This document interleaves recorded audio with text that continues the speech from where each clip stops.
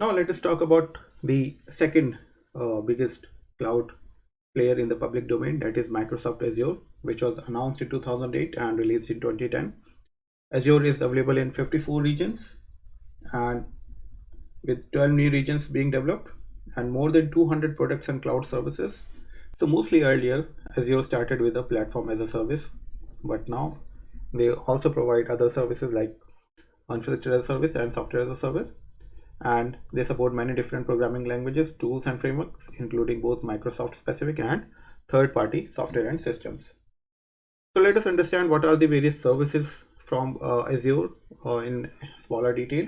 So we have virtual machines, which are infrastructure as a service, then app services, which are platform as a services, then we have Azure websites, which are specific to build websites, and web jobs, which are to run some kind of workloads on the cloud.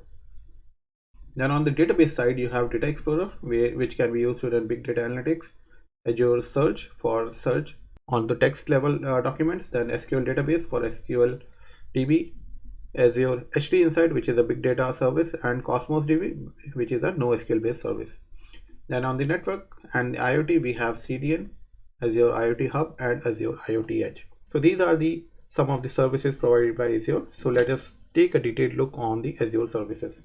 So this is the home page of Azure, and if you go to explore and products, so you can see these are the popular products, and you have virtual machines, virtual desktop, SQL, Cosmos DB. As I mentioned, it's a NoSQL database service, Azure Kubernetes services, cognitive services, and app services, which is to deploy the applications on the cloud, and this works as a serverless application. You have your Azure functions, which are serverless offering.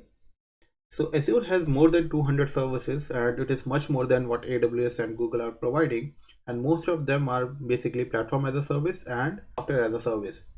Now if you try to sign in on Azure, you will get a free account which you can utilize to try, and it is 200 of Azure credit, and you will have 30 days to use it in addition to free services. And there are the complete list of services that you can utilize, and you can get it in azure.microsoft.com/free, and you will be redirected to this page, which lists all the services which are applicable for your first sign up and for the free account.